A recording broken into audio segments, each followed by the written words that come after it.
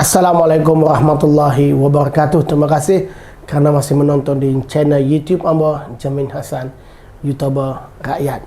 Jadi pada hari ini amba nak buat satu status yang telah dikeluarkan oleh Timbalan Presiden Parti Amanah Negara, mantan Menteri Pertanian Datuk Salahuddin bin Ayub, berkenaan dengan Timbalan Menteri yang potong gaji ni. Kata Salahuddin Ayub, Menteri sepatutnya proaktif, bukan hanya umumkan potong gaji ataupun tangguh gaji ini sebagai tanda minta maaf kepada rakyat, atau saya lebih suka menggunakan perkataan mereka sendiri pun rasa tidak layak untuk menerima gaji di saat negara dalam krisis kerana mereka tidak mampu menjadi menteri dan timbalan menteri yang baik kepada rakyat. Apa perancangan mereka setelah mereka buat lockdown ataupun PKP sepenuhnya? Walaupun rakyat melihat ini seperti PKP separuh masa, Webi Salahuddin tanya kepada menteri, timbalan menteri, apa perancangan mereka setelah mereka umumkan akan buat lockdown selama 14 hari.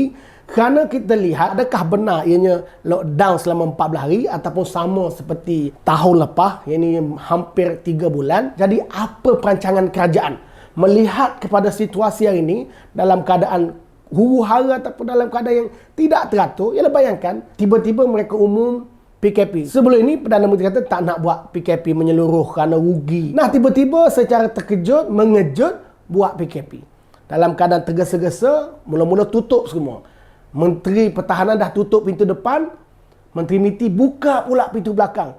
Apa yang dibuka? Yang dibukanya adalah kilang arak dibenarkan beroperasi. Lalu kami rakyat Malaysia menentang sekeras-kerasnya. Akhirnya U-turn balik. Yang paling kelakar, Pemuda PAH ambil klaim. Sebelum ni mereka senyap je. Jadi kita tertanya-tanya, apakah perancangan kerajaan setelah negara diumumkan lockdown ini? Perancangan yang kita nak dengar. Bukan umum potong gaji. Salahuddin membangkitkan banyak isu-isu rakyat. Sebagai contoh, isu kanak-kanak, anak-anak kita hampir 2 tahun sekolah dibuka, sekolah ditutup. Apa perancangan kerajaan kepada anak-anak kita ini yang ketinggalan dalam pelajaran hampir 2 tahun? Masalah ini silih berganti. Sejak langkah Sheraton lagi, masalah datang yang lebih menyedihkan rakyat Malaysia. Masalah yang datang ini tidak diselesaikan oleh mereka. Masalah datang silih berganti, kata Salahuddin Ayub. Ya, kita dapat lihat sejak langkah Sheraton, masalah datang silih berganti. Kalau tanya saya boleh katakan ianya seolah-olah kerajaan ini tidak ada keberkatan. Masalah datang silih berganti. Kejap datang masalah tu, kejap datang masalah ini. Apa perancangan mereka nak menyelesaikan masalah yang datang bersilih berganti ni? Apa perancangan mereka? Saya bimbang sebenarnya. Ialah kalau kita lihat sebelum ini, ketika mereka dapat gaji pun, kerja mereka macam budak tadika. Bayangkan kalau hari ini mereka bekerja tanpa gaji.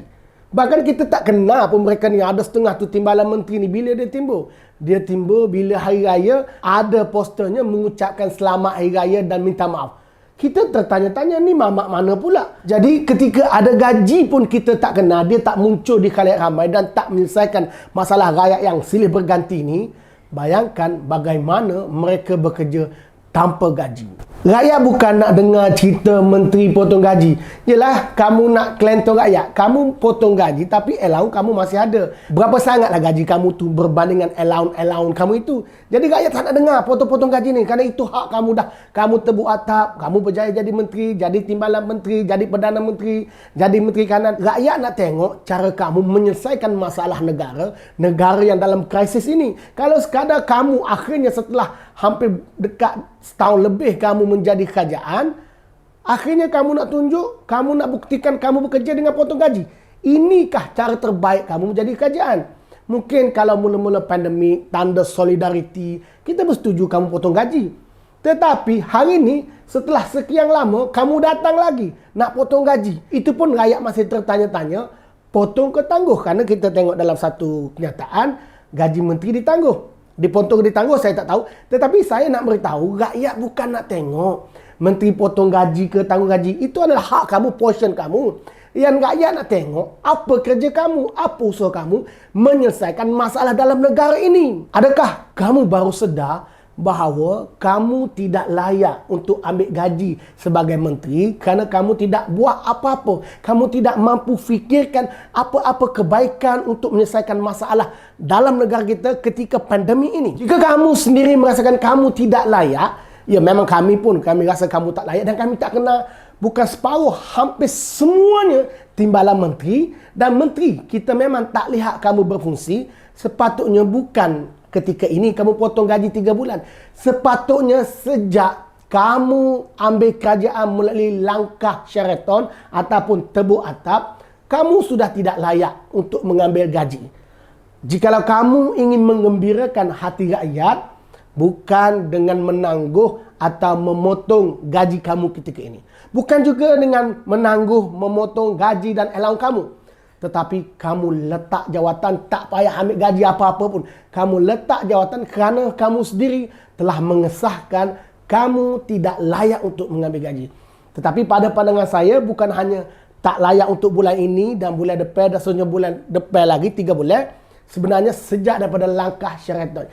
Jadi langkah terbaik untuk mengembirakan rakyat bukan tidak mengambil gaji, tetapi kamu letak jawatan. Kamu tidak layak untuk menguruskan negara dalam keadaan pandemik ini. Yang terakhir saya juga nak tanya, adakah hanya menteri, timbalan menteri sahaja yang akan dipotong gaji? Dan saya juga nak tanya, adakah gaji sahaja? Kenapa kamu tak potong allowance sekali? Dan yang akhirnya, adakah gaji duta khas bertaraf menteri akan berjalan seperti biasa ataupun dipotong juga? Bagaimana pula dengan lantikan politik yang kita anggap lantikan politik ketika Perikatan Nasional ni tak ubah seperti pasu bunga? Adakah mereka akan dapat gaji penuh ataupun juga dipotong gaji? Untuk makluman 30 juta rakyat Malaysia, ketika Perikatan Nasional menjadi kerajaan dan PAS adalah sebahagian daripada kerajaan, ketika PAS menjadi menteri, PAS lebih teruk daripada UMNO. Kerana yang saya tahu ketika UMNO menjadi menteri dulu, mereka hanya lantik sekadar pengurusi. Tetapi bila PAS jadi menteri, bukan sekadar pengurusi, CEO GLC pun mereka berebut-rebut meletakkan orang mereka, dan yang mereka letak, mereka tidak ada pengalaman, mereka yang ada masalah. Melihat bagaimana rakusnya pimpinan PAS bila jadi kerajaan. Persoalannya, adakah mereka ini juga lantikan politik PAS yang jadi CEO ni yang gaji puluh-puluh ribu, tetapi anak syarikat tak untung-untung, bahkan ada yang hari ni sudah bising hingga ada ke SPRM, adakah mereka juga akan dipotong gaji? Jadi seperti mana kata YB Salahuddin Ayub, Balang Presiden Amanah, mantan Menteri Pertanian, sepatutnya kamu bukan duk bercerita berbangga dengan kamu potong gaji, tetapi kamu perlu proaktif. Terima kasih kerana menonton video ini. Sebarkan dan jangan lupa tekan butang subscribe. Assalamualaikum warahmatullahi wabarakatuh.